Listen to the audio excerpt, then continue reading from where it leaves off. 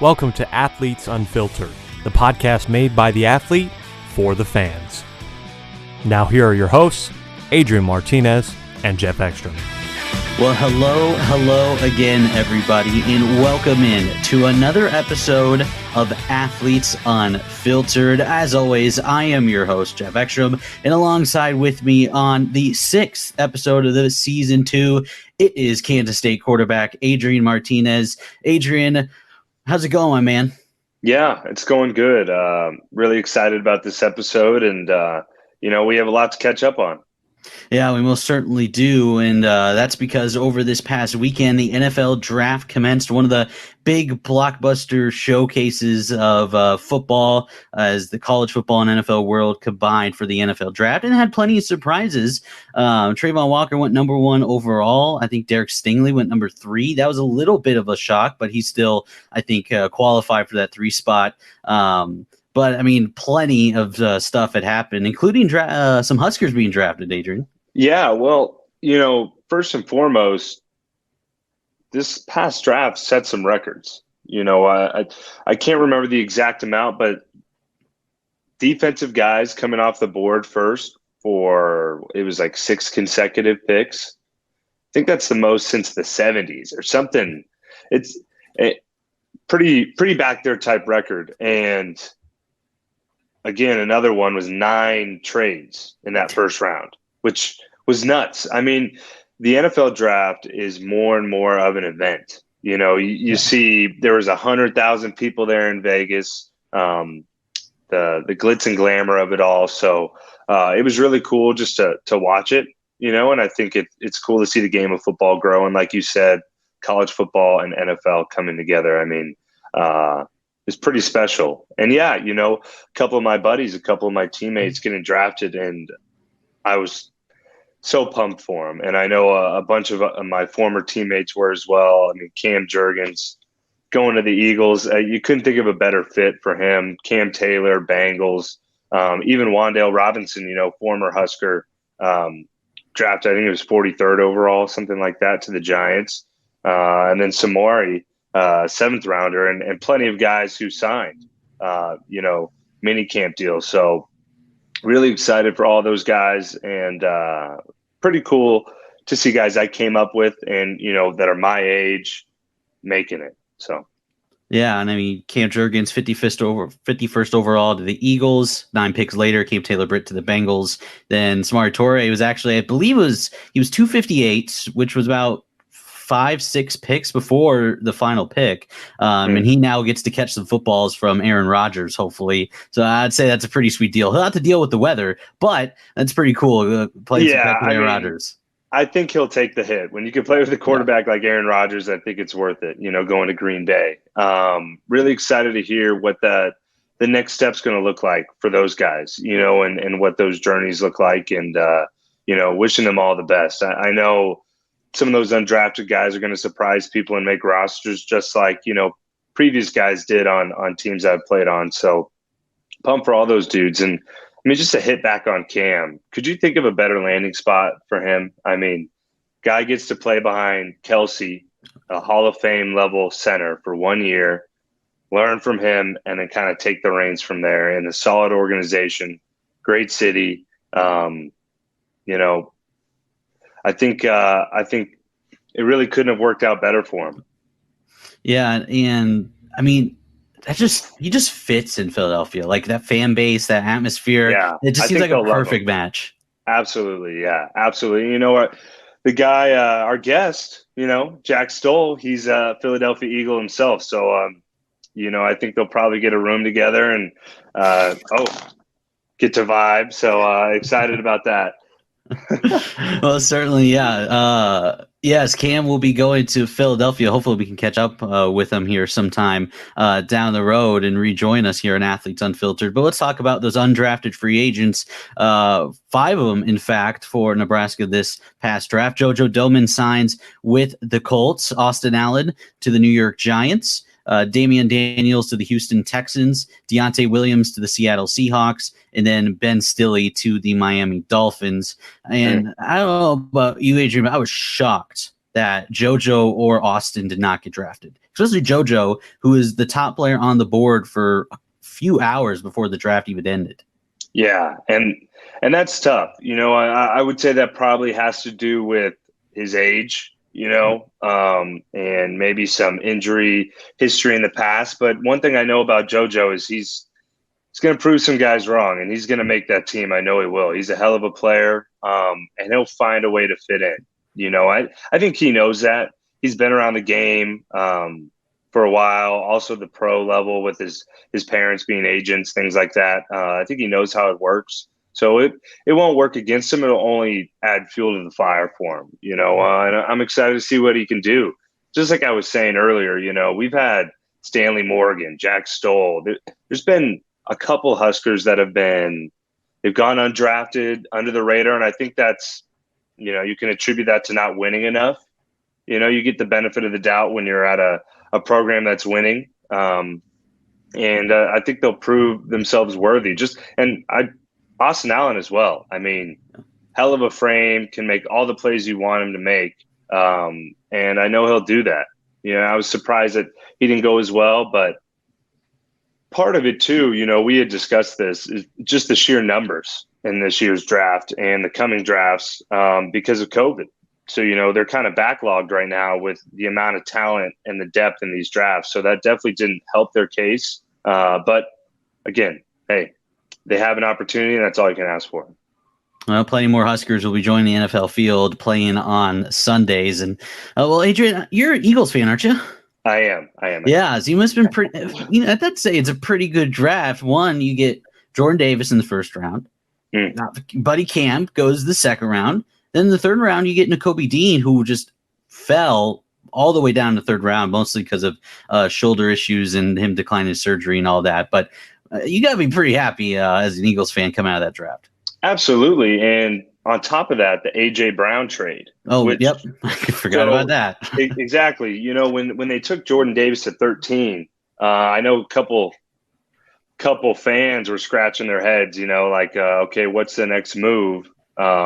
Thinking that they needed a receiver, and there were no rumors about A.J. Brown being on the market in that way. And bam, made the trade, signed him to a $100 million extension. And I think the pieces are there all across the board for the Eagles. I'm pretty excited as a fan, Well, if you're a Titans fan, you aren't happy. That was a little bit surprising to say. They drafted, well, it's a philosophy is what it comes down to, right?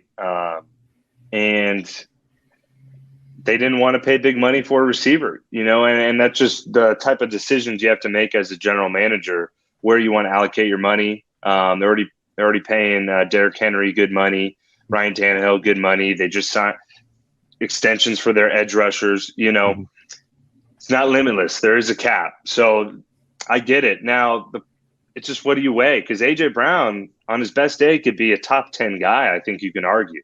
And those guys don't grow on trees. On the other hand, the receiver market and the receiver room is kind of exploding right now. I mean, Jamari Chase, rookie year, comes in, is like, this guy could be a top 5 receiver. So the ability to draft guys, bring them in on rookie contracts, the Titans have faith in their development and their scouting process, I guess, because they drafted the guy out of Arkansas. I can't remember his name. Burks. Ironically enough, his comp I saw all over the place was A.J. Brown. So traded A.J. Brown, drafted a guy comparable to him, and hoping he can, turn into that type of player. Yeah, I noticed the camera that was on Mike Vrabel as they traded away A.J. Brown and drafted Burks, and he did not look pleased, to say the least. Well, yeah, and it's a balancing act. I think you could tell that. And there's power dynamics between general managers, owners paying guys, and the head coach who's coaching the team. So I think we could tell who won that one out. But hey, the Titans are a hell of a team too. They're close, and maybe this move will get them over the top. Time will tell. Most certainly. And one last thing about the NFL draft before we go to Jack Stoll. Georgia breaking records, the most picks by an individual school ever. 15 players drafted, 15 of the 65 SEC players drafted in this latest draft. It breaks the record more than that 2020 LSU team and the 2004 Ohio State team. So pretty good company. That is great company. And 5 defensive guys in the first round. Wow. Now that is nuts. I think that speaks to the level of talent they have over there and also how good of a team they had, which honestly, in my own opinion, I didn't think they were on that level comparable to that LSU team and some of those other great Alabama teams. But hey, the NFL draft tells no lies. So yeah, Kirby Smart is going to be on the recruiting trail preaching that all the way.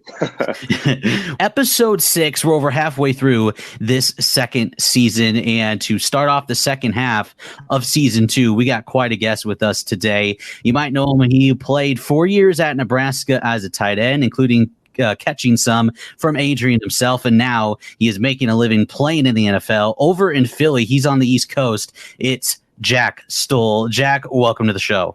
How y'all doing around here? It's going good. How's it go for you? Off season there in Philly, just chilling out. Drafts this week. Just how's it going? Boy, we're having a time out here. We're just doing all our off season workouts. So we got a lot of lifts, meetings, stuff like that. They take care of you a little bit more than they do in college. I'll tell you that. So listen, I'm just soaking it up, doing whatever I can, keeping the body right. Yeah, you love to hear that. Yeah, right now we're doing 6 a.m. lifts. You know how it goes. We're in the grind, so I'm sure it's a little bit different. Oh yeah, my alarm isn't set till 7:30, so don't worry about that. Yeah, must be nice. We'll have the time. Don't worry. Well, Jack, before we talk to the NFL a little bit, let's go back to your time in Nebraska. Let's reflect a couple stories here and there. Take us through first your recruiting journey and how you got to Nebraska, because you were recruited by Mike Riley instead of Scott Frost. Yeah, so I was recruited by Mike Riley. I still remember Danny Langsdorff, the old OC, coming into my high school, basically telling me that they were interested. And that led to me going to a spring game and getting an offer. And to be honest with you, I don't think it was ever really too close. It really kind of ended up coming down between Nebraska and Texas. And the way Nebraska used tight ends back then, what drew me ironically to Nebraska was the pro style system. They got 2 tight ends, and they were always involved in the run game, the pass game, whatever. They were versatile pro style tight ends. So that's what drew me there. I had Tavita Thompson. Shout out Tavita. He's still staying in touch with him. He's the one that really drew me there too. He was the tight ends coach at the time. Great dude. He's the type of dude, he'd go out of his way, make sure you're taken care of. But I also just love the environment in Nebraska. I went to a spring game. How can you not love having 60, 70,000 people there for a scrimmage? When I went to Texas, there was still only 30,000, something like that. But it was night and day. People cared about football at Nebraska. And what kid who's 16, 17 years old who, that's the only thing you have to compare it to? You think that's one of the coolest things in the world nowadays. I guess people are getting paid with 2 commas. Yeah. It's a little bit different, but it is hard to beat. No, and yeah, absolutely. So, it was hard to beat the environment. Like I said, I couldn't be happier. I ended up in Nebraska, and hell, it landed me here where I'm sitting here in my apartment in Philly. So I got no complaints, man. Yeah. Awesome. And you get there, you play right away too. That must have been really cool as well. Oh yeah, absolutely. I ended up getting, one of these knee surgeries where I really wasn't even able to play too much in 2020. There was some stuff going on behind the scenes to where I wasn't able to play as much as I thought I could have. But I ended up, coming in. I had a chip on my shoulder, decided to prove myself. And listen, I just started carving out a role as the dude who's going to be blocking, being gritty, making plays on special teams. And, once you kind of find a niche in the NFL, that's what kind of keeps you there. And once you're there, you're able to expand on other things. So that's kind of what I've done is I've embraced the role of being the blocker. And, I said, whatever they need on special teams. Someone went down who's left wing on punt. I said, I'll be out there, no problem. So, that's just how it went. And so, it just comes down to, listen, if you got a will to go do it, just go out there, be gritty and find a way. Yeah. I mean, you've always been that guy, though. I mean, even at Nebraska, you were that guy who would do anything, for the squad, for the boys. So, Jack, I'm going to go back there to 2018. Actually, we'll wait for Adrian to do that. But 2018, obviously, Mike Riley let go. Scott Frost comes in. What was the decision process behind you staying at Nebraska? Because was that ever an option of you leaving because of the coaching change? Leaving never entered my mind then at all. It was more, I just kind of figured, yeah, we got a new coaching staff. We'll find a way to make things work. And, kind of the way everything had kind of unfolded, that was kind of my time to shine and step up. When I first got there, I came in with a wrist injury my redshirt year in 2016, broken wrist. And we had 3 seniors, Ethan Carter, Trey Foster, and Sam Cotton. And so I knew I wasn't going to step in and play. And then the next year it was, Connor Ketter, Matt Snyder, and Tyler Hoppus. And those were the guys who were playing. Snide. Yeah. You'd have him on here. Hey, he'll tell you the stories. But so I ended up basically just cycling through, and I kind of realized that was my opportunity. So regardless, if the staff wants me to be on the perimeter blocking for some screens, which they did, I was going to find a way. I mean, it was just a great opportunity. And, transferring at that point never even crossed my mind. And how was it playing with Ethan Carter? Obviously, he's playing in the NFL, I still believe, and everything like that. I mean, learning from him, how was that?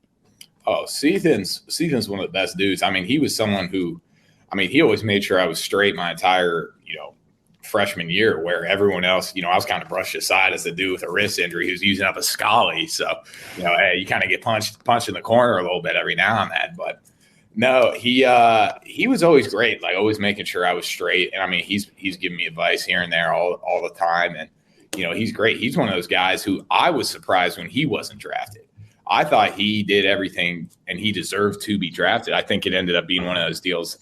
It might have been an injury or something, but in my opinion, he was someone everyone looked up to, and he had the ability to be drafted. So, listen, I couldn't be happier for him. I know he was with Miami. I'm not sure if he still is. But listen, he's an unbelievable dude and someone that, I'm always appreciative of.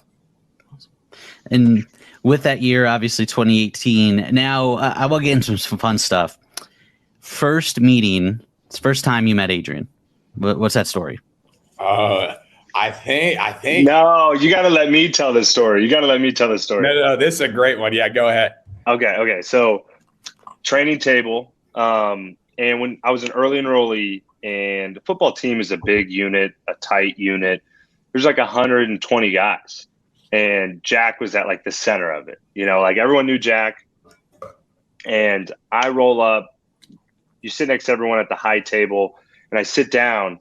And, I'm just kind of trying to keep my weight. You know what I mean? Like not really do too much. I just gotten there, keep maybe a little conversation. And Jack asked me, he's like, hey, like, what's my name? And I'm like, and he's like, Six Pack Jack. No, like, don't forget it. Like, and first guy's name that like, I absolutely would not forget. Six Pack Jack. Never forget. I don't think I ever called him that because he doesn't have a six pack. But if he did, I'd call him Six Pack Jack. So here's where the lie comes in. Ask Adrian over there. Go ahead, ask him this quick little question about the body fat bet we had right before COVID. Go ahead, ask him that. What was the body fat percentage there before COVID? Go ahead, tell him, Adrian. Wait, the body fat percentage bet? Yes, you remember that. Wasn't it post-surgery? Wasn't it our post-surgery? We're both post-surgery at this point. Don't even act. We got a picture of us in the hospital together. Don't act like we're both post-op. No. See, I can't remember the specifics of that deal. I do. I'll tell it. Anyway, so this man over here, he's over here like, oh, you're fat. Like, you ain't got nothing. I said, Adrian, I promise you when body fat comes around, I'm going to be nicer than you. I will have a better body fat percentage. And so we came up with our bets. I said, if I win, you got to call me daddy all spring ball. And I don't remember what he said. I wasn't worried about his side because I knew I was going to win. Yeah. And so we go in. I get to the machine. I'm set. I don't remember what it was. We'll make us sound great. I was 11. And then Adrian rolls in, at 11.7. And he had to call me daddy off spring ball. But it was the worst because COVID just came too. Yeah, it was COVID spring ball. So he didn't get to jackpot, like cash in on that bet. He made me do it maybe like a couple times, but I'd say I won the bet too. It was kind of rigged because I think I had a better change, like from the last time we did a DEXA to when we did when we actually did the DEXA the next time, which if everyone listening, a DEXA is like body fat percentage test. It's this big machine that calculates, all these numbers, whatever. I had a better ratio. Jack happened to beat me in the final, test, but, it's neither here nor there. Yeah, you can look at the numbers all you want. I took the dub, long story short, and I beat him. So long story short, that nickname did fit, no doubt. That's all we're getting at here. And let me tell you what, Adrian, the first day he rolls up, he shows up in this worn ass t-shirt with these janky jeans that are just so worn. And I remember Divine just looks at me. He goes, "Oh, so he's going with the nerdy style, I see." And that was nerdy swag. He said nerdy swag. Nerdy swag. He did say nerdy swag. And that was at a party. That wasn't even in. That wasn't like at. That was not in the training table. There's no way. I was walking from the training table with Divine, and he said, "You got some nerdy swag." Trust me, that's how you were rocking that entire first year you were here. No, first semester. I don't know about that one, Chief. We got to find a way to get that picture of us in the hospital beds. Well, maybe we shouldn't share it, but it was a great time because we both happened to get labrum surgery, and somehow we ended up on the same floor. I think either you or I got the surgery first. I don't know. Yeah, they treated him like royalty. I was just shoved in his pile. And so we stay up like all night. Like, what were we fucking watching? Like The Price is Right, some stupid like show, all night just grinding. Like, got rooms right next to each other, just booling. Had these damn IV bags hanging right by us. Had to stay overnight. Get wheelchaired out in the morning. That sickness. Well, so brutal. I'll tell you what, I barely knew my name. They're throwing Percocets down my throat every 2 hours. Chill. I'm just sitting there floating, like watching The Price is Right. We're thinking it's the craziest thing in the world. Oh. Yeah. We had a good time. But no question. Yeah, I think you set the record for labrum surgeries, though. I'll give you that. Yeah. There's a guy at Kansas State here that is getting his fourth. He got his fourth. See, I got a theory now. I don't think you need them anymore. I really don't think you need them anymore. I think if I could have just done a bunch of other shit for it, I would have been fine. But that's a whole other side story. Yeah. I'm no doctor. I think like throwing arm for me, I needed to get done, but like the off shoulder, or if you're not a quarterback, I think you're right. I think you can rehab it back and just be like, screw it. Like if I need to get it fixed later, I can, but to get it fixed while playing, it's probably just going to get fucked up again. No question. All right, so we'll turn the tables here. Adrian, how's it feel transferring over there? Yeah, it feels good. It's been a lot of fun, just different. Like getting to know all the guys and form relationships with them, and obviously learning a whole new offense. Like I'd say it's a lot more similar to an NFL type scheme, just in the verbiage and in like the actual scheme that we run. So it's been a good adjustment. I've been grinding, and I'm pumped, to show people what I got, won last year. So why do we leave Nebraska? We'll get to the pressing question. Oh my gosh. Let's ride, dude. Dude, I already addressed this. I already addressed this. I had a lot of reasons, and one of them was just I needed a fresh start. I think both sides needed a fresh start, but I really wanted to go see what I could do somewhere else, and felt like it was a good challenge for me, and would bring the best out of me, and it definitely has. I feel great right now. I feel like I'm at my smartest and physical best. So, there are other things as well that I feel like that I don't have to say, but it is what it is, and I feel really good about where I'm at. Hey, I love it. This man should be a politician. Let me tell you what. Those bullshit questions all day. Well, if anyone wants to go and listen back to that episode, it is episode 1 of season 2. I'll plug it in right there. Yes, yeah. There you go. I love it. Well, Jack, I think one of the more pressing questions at your time in Nebraska, I have to ask, is the story behind the mullet and just the legend of the Jack Stoll mullet. Why don't you give us the breakdown? Turn your head real quick so I can see what you've become. You've become. Look how far he's fallen. Hey, that's a clean cut. Hey, she's coming back now, Chief. Let's back up. Number 2, the story of the mullet, how it originated. Me and Reed Carroll were in some marketing class, and it was the first spring ball Scott Frost was here. And we're just exhausted. I mean, we're throwing monsters down just to pay attention all day.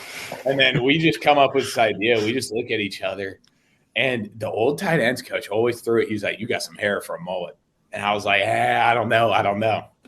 And one day, probably 3 or 4 monsters deep, we're just trying to stay awake in class. Of course, we're not paying attention. We decide, let's grow a mullet. Let's just see what happens.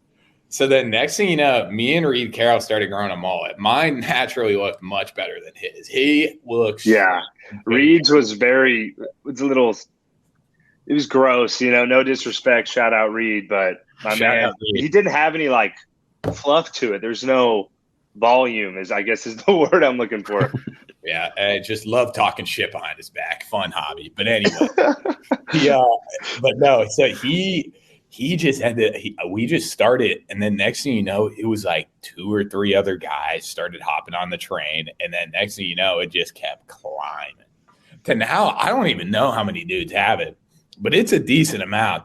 And me and Reed Carroll started that, and Reed will tell you some bullshit story about how it was his idea, and he will die on a mountaintop with that. But I promise you, we were in that same marketing. It was marketing like 3 or whatever, intro to marketing. And we came up with that, and we just rolled with it. So the rest is history. Started shaving some weird things in there. Just said, let's roll. Yeah. What about the deal? You had a bet though, or it was something like we went our first loss.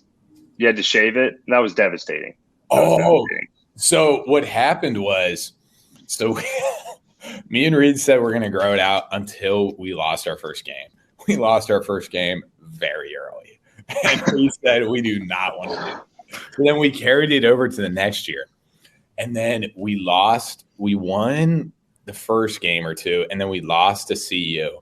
Yeah. And I remember we were on the plane ride back, and I was just depressed the whole time. Not only lost, I got to shave this. I got to shave everything. So I was like, oh, shit. So then we get in my backyard. No place is open on Sunday. So I just got Bo Wilson. Shout out Bo. Just shaving my head with his janky ass razor. He's been Lord knows how long. And then I had Cam Jurgens shave the back of my head. He said he mistake. I promise you, I've never seen a worse hairline in my life. It makes LeBron James hairline. Yo, I think I have that picture. I still have that picture. It's like up here. Well, I knew it was bad when everyone's there. I'm sitting outside in the backyard, and I hear everyone cracking up. They're pissing themselves because they're laughing so hard back there. I said, there's no way this could be good. But all I have is Cam in my ear going, don't worry, dude, it looks good. And it was the worst haircut I've ever seen in my life. Did you ever see the haircut Cam gave Brody? Dude, listen, Cam should be banned from ever touching Clippers ever again. He has had so many terrible haircuts. It's absurd. But yeah, so long story short, that was the story behind the mullet. And then I grew it a second time a little bit. And the rule was we had about 5 dudes do it. And this was right before COVID. And we were going to have the first person to cut their hair, shave the mullet off, was going to have to do a 5-minute stage of stand-up somewhere in Lincoln. And it never ended up happening because of COVID. COVID ruined a lot. A lot of my bets were ruined because of COVID. Yeah. COVID was an interesting time to be alive, I guess. But I was actually talking about this with someone.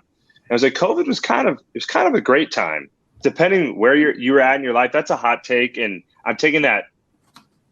Let me back up. The politician in me. Look, I don't mean like the disease and like all the other effects. I just meant in college at that time, all we did was work out, hang out with the bros, and nothing else for months, and that was kind of a good time. Now, all the other effects, not cool. Playing in front of empty stadiums, vaccination, people dying being the most important thing, that was not cool. But I'd say we had a pretty good time during that stretch.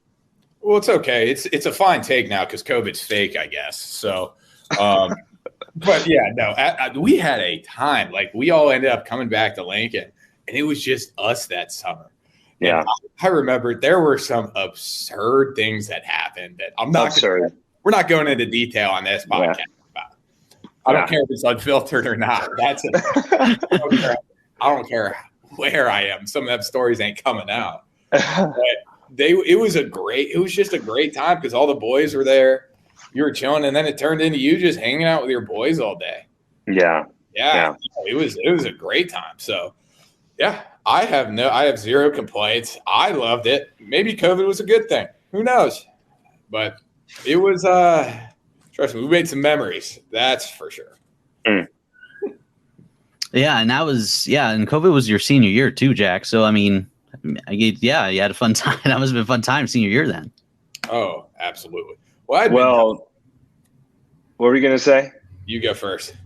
I was going to say you got hurt in the first game, and I know that it's worked out for you now, but I'm sure in the moment you were very, pissed off. How did you deal with that? I know we've gone through more than a couple rehab sessions together with old Mark, Marky Mark, grinding BFR and everything else. How did you bounce back from that and kind of keep your dreams alive, dude? Because you look where you're at now. You're in Philly. You made a team. You're doing what you wanted to do.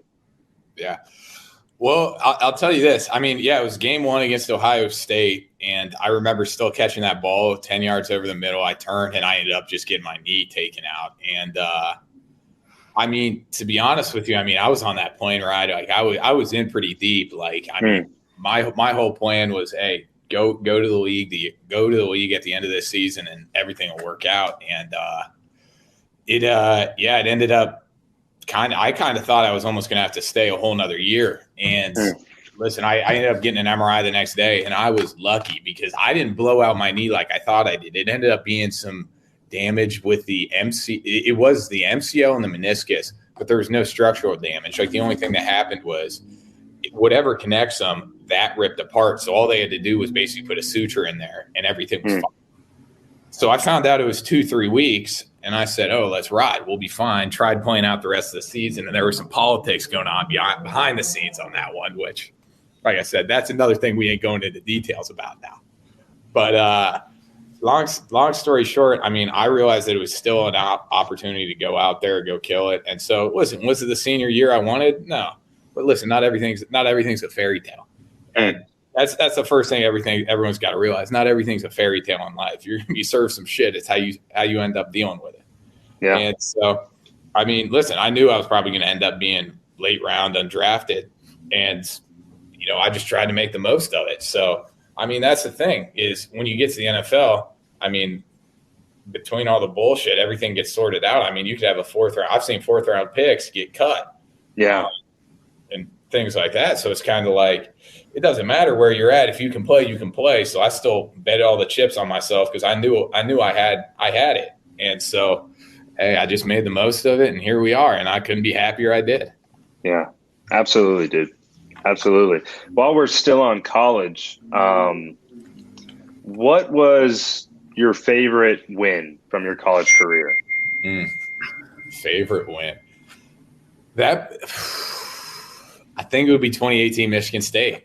Dude, yeah. That I think it's hard.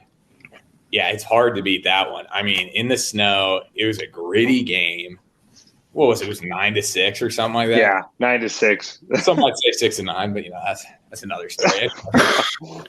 But it was crazy. So terrible weather. We're just grounded and pounding it, and then it was Barrett who ends up drilling 3 field goals. Bless Barrett's heart. R.I.P. But no, so he killed it. He won that game for us.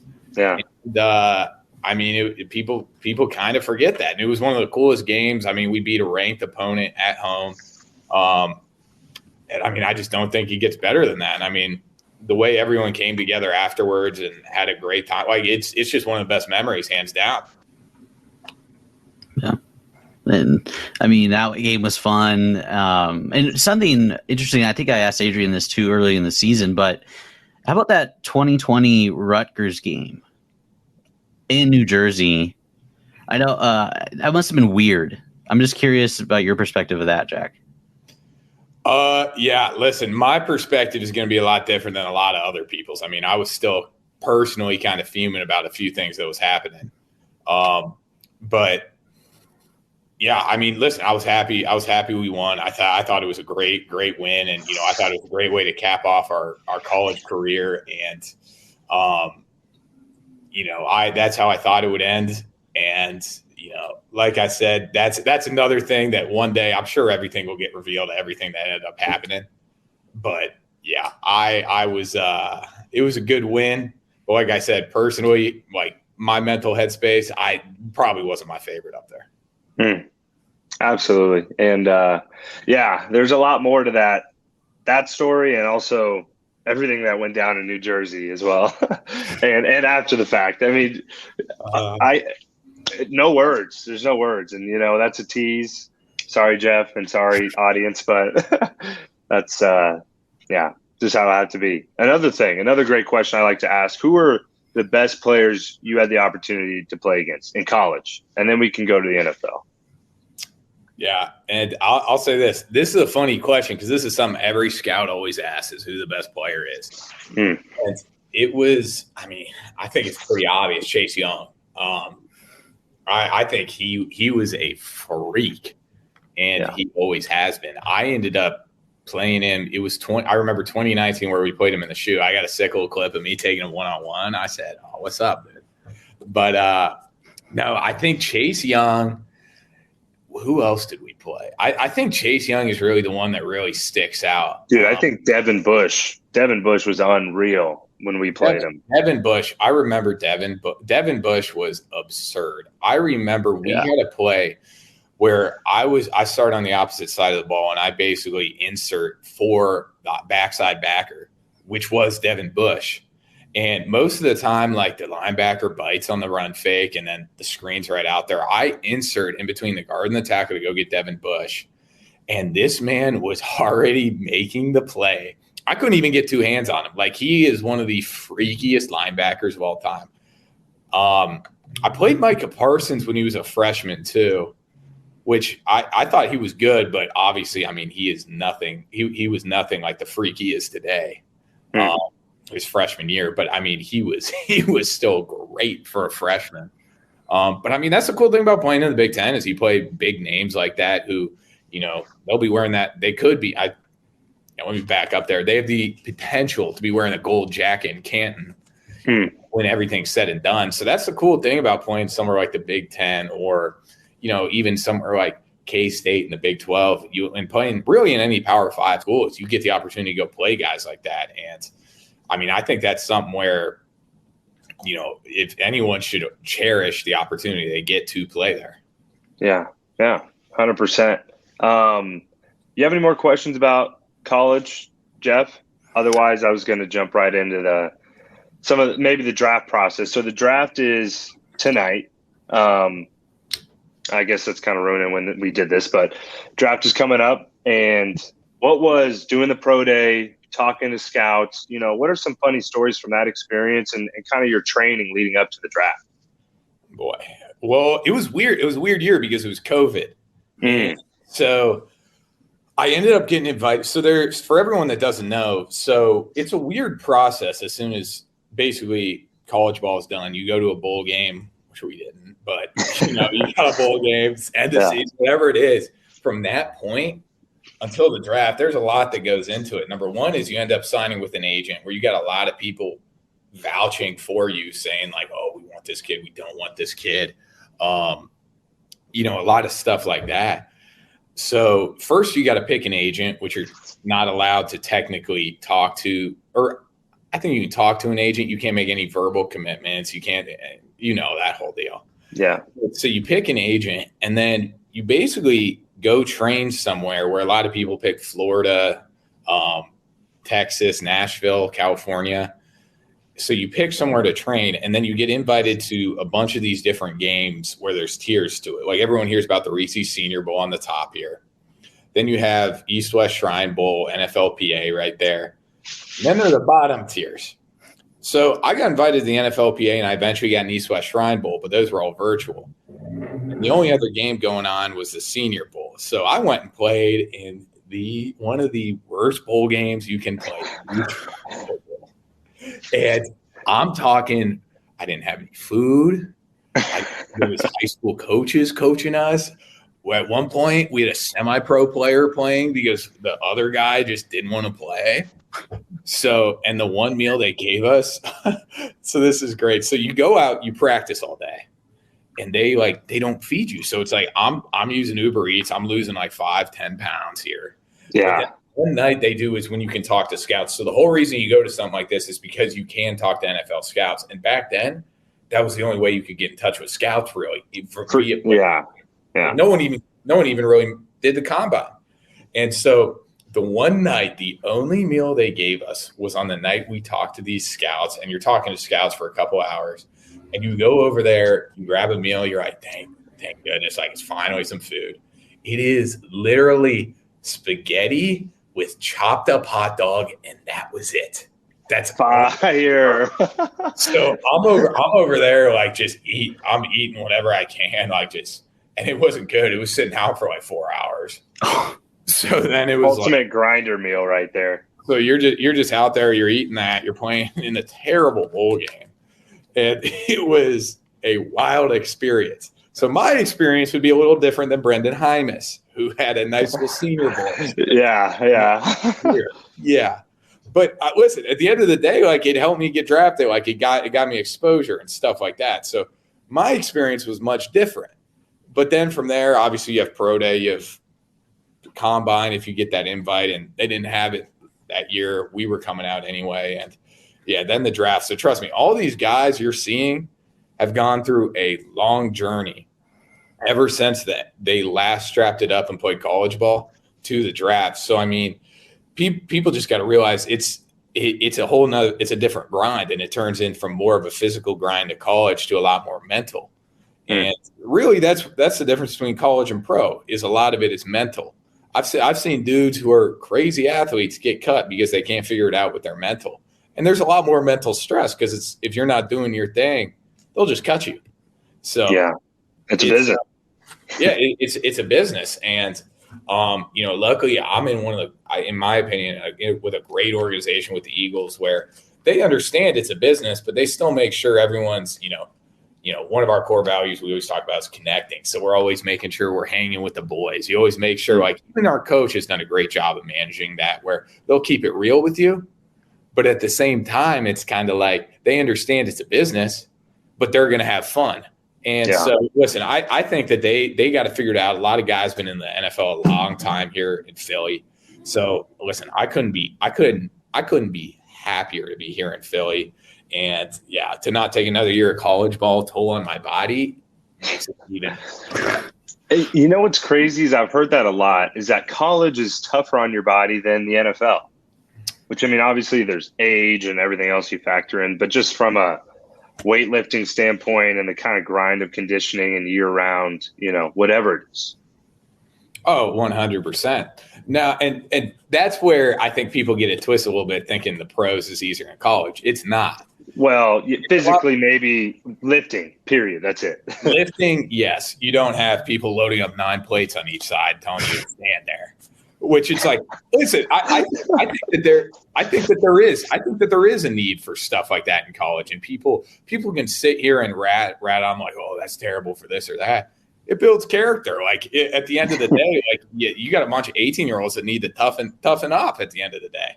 Yeah. So I think it's necessary. You could sit here and say like, oh yeah, like the training's so much better. Like they shouldn't be doing this, they shouldn't be doing that. They have 130 kids that they got to take care of with 5 people. And then at the same time, you got a bunch of 18-year-olds who think they're the shit that need to get slapped with a little reality check.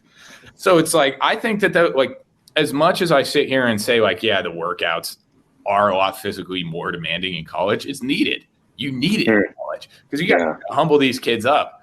And I mean, these 18, 19-year-olds, I'm not going to name any names who are out there already talking shit to the people who are in the position group. Like, that's just absurd. Like, they need to slice a humble pie. And it's like, that. I know I'm going off on a little tangent here, but trust me. Hey. It gets you riled up. And I'm with you, though. You're right. When you said that makes a lot of sense to me. And it is part of the process. And discipline's a big piece of it. I mean, the NFL, that's kind of assumed, that you have discipline. And if you don't, I'm sure you get cut.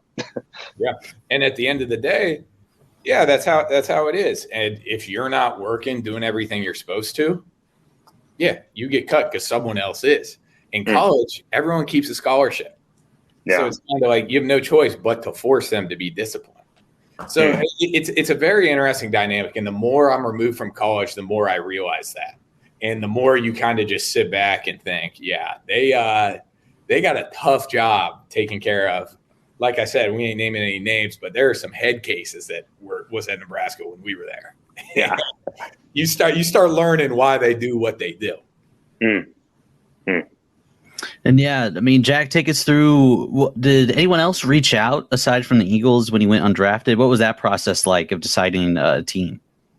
Yeah, so I'll tell you this. There was numerous people who ended up reaching out. I was lucky enough to be able to have a couple options. And I mean, I ended up just having a plan with my agent where we were just going to go with Philly, unless obviously I ended up getting drafted. But I mean, we had a bunch of teams reach out, but really the ones we were looking at, it really came down to Philly, Cincinnati, and I believe there was a couple other teams in there, like the Rams were interested, Denver was interested, but our rule was anyone that drafted a tight end we're scratching. Because at the end of the day, people always tell you going undrafted is better than a 7th or 6th round pick. Yeah, that's bullshit. Because here's the thing that they don't realize. Yes, you get to pick where you're going, but wherever you go, they invested something in you. And when they invest something in you, more likely to stay on the team. Yeah. Because at the end of the day, it's like we say, it's a business. If you go invest $1 million into something and you bring in something else that you spend nothing for, virtually nothing, even though the other one, even though the thing that, you spend nothing on could end up, maybe even outperforming the thing you spend $1 million on, you're going to keep investing in the thing that's $1 million because you don't want to lose all that money. Yeah. So that's the thing that people just, I think, neglect to realize is that those 6th, 7th round picks, they're still viewed as an investment. And they're going to be given more chances than dudes who are undrafted. I mean, and your margin for error when you're undrafted is very minimal relative to other people. So, that's the biggest thing. And so, yeah, I did have a couple of options, but, Philly was, in my opinion, the best place for me.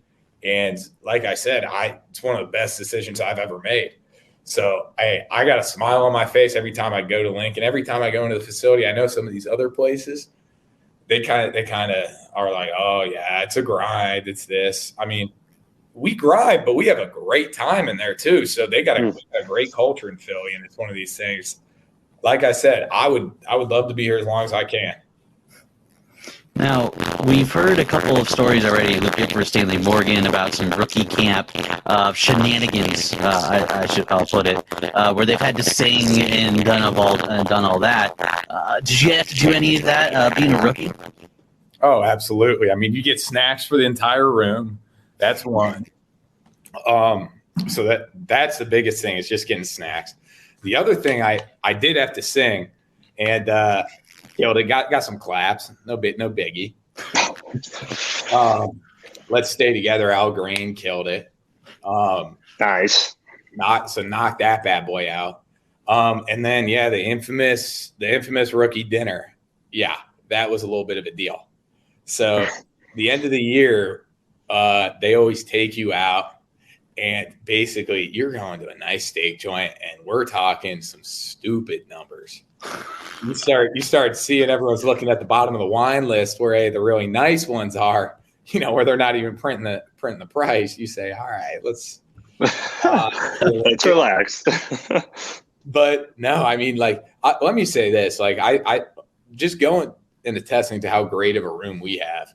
The main guy in our room is a guy named Dallas Goddard, who unbelievable dude. And I mean, he let me squirm a little bit. Like, I was about to pay the check and he said, I'm not letting you pay that. And I said, I was like, hey, come on now. Like, I get it. And he took care of me. And he just said, yeah, he took my card through it. He said, yeah, you're not paying for this.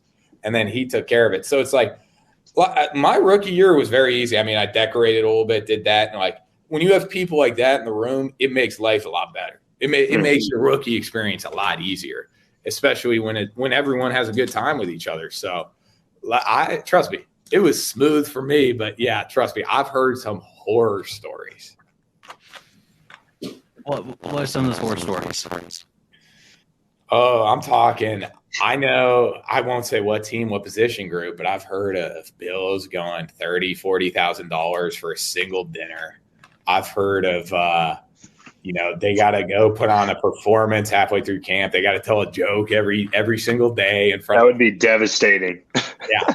So trust me, like I said, they still make you sing. They make you decorate the room for holidays. They make you do the dinner.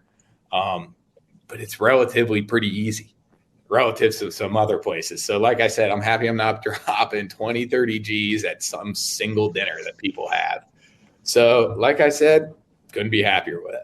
Jack, there's some things you feel like we haven't covered so far?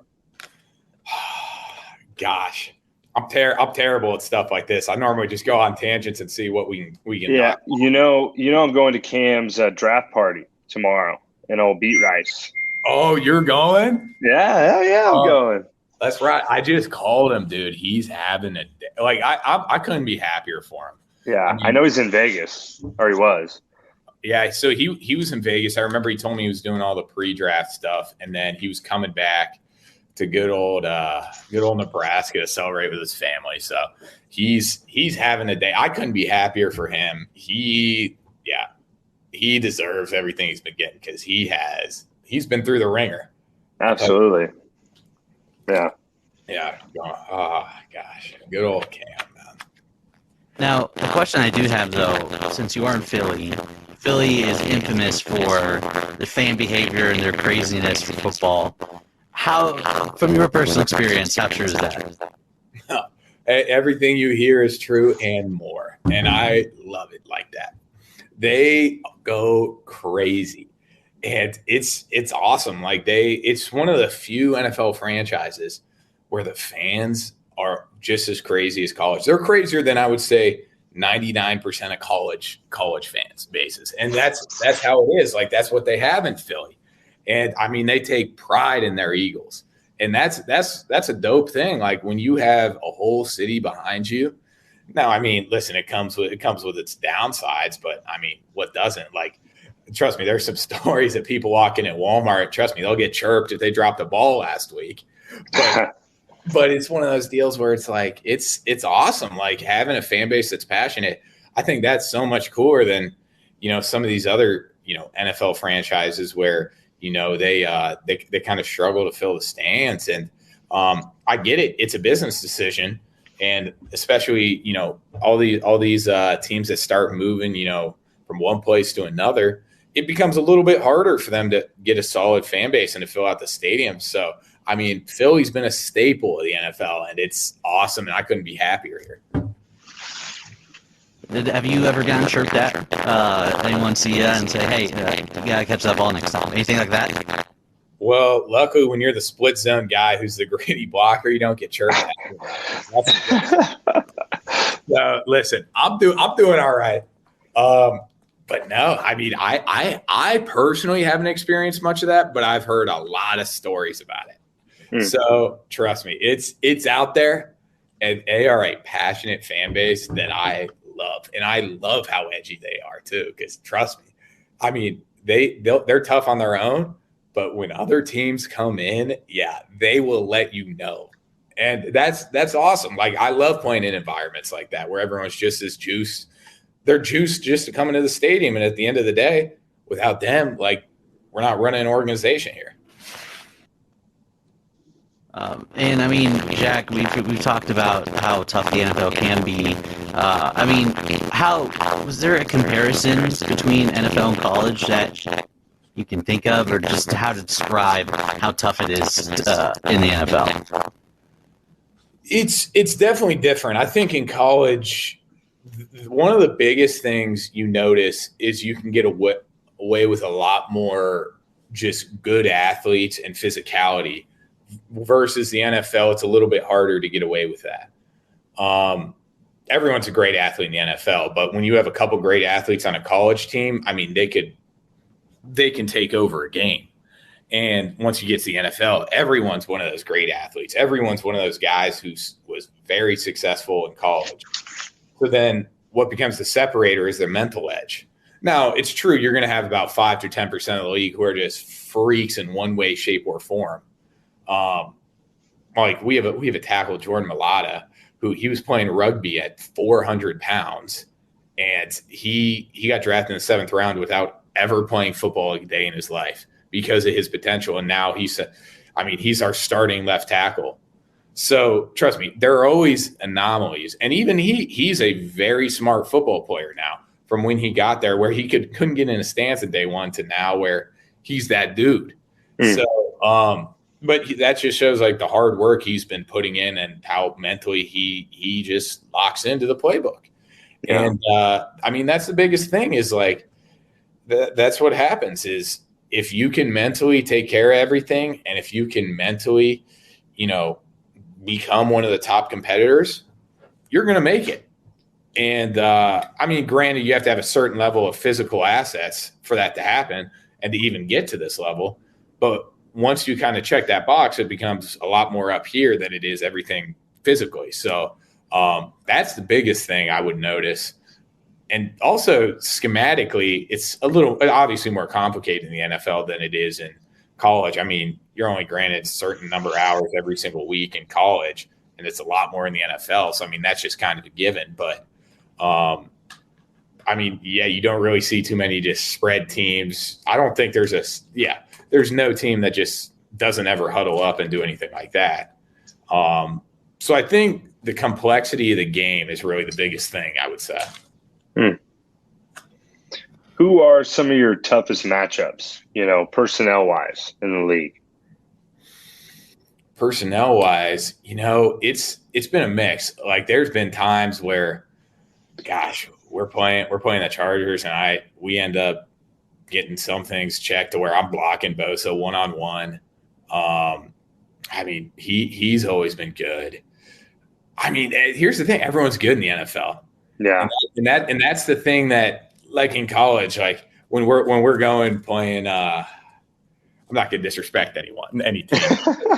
When you play some of these teams, like you go look at the D end, and it's like, yeah, I can get away with just coming off the ball. I don't even have to watch tape on this guy. Yeah. Versus in the NFL, everyone's a dog, and they're all paid to get sacks. So trust me, they're going to find a way to try to get back there. So, I mean, every single week, like people just got to lock in. And yeah, are there some dudes who are absolute freaks? Without a doubt. And you have to pay special attention, use a lot more chips, thumps before we get into routes. Absolutely. But everyone's good. And that's the thing that is the toughest thing when you're transitioning, is realizing it doesn't matter who you're playing. You better lock it in now. Yeah, awesome stories here from Jack Stoll on Athletes Unfiltered. Adrian, anything before we go away with Jack here? No, I just appreciate your time, Jack. You know that. You're one of my all-time favorite teammates, one of my best friends. You are that dude. Couldn't be more excited for you. And fly, Eagles, fly, baby. It's all love right back to you. And let me tell you what, you better watch out for that dude at K-State. Let me tell you what. He's going to come out swinging now. So let him know. I'm pumped to see what's up. You, Cade, Will running it down there. Let me know if you want to make a trip to Manhattan. All right, the Little Apple. It's a good time. Oh, trust me. Hey, when we get our schedule, trust me, I might be coming down now. Let's go. Maybe make a little West Virginia game, something like that. Oh, let's do it. Let's ride, baby. Well, hey, like I said, appreciate y'all having me on the show. And like I said, I think it's dope that people are just taking over podcasts like this. And to be honest, it's a lot cooler talking to you guys than it is, no disrespect to the media people in Nebraska, but I don't want to sit there and say the same bullshit week in, week out with them. So I think it's dope that people are taking over podcasts. You get to know people a little more.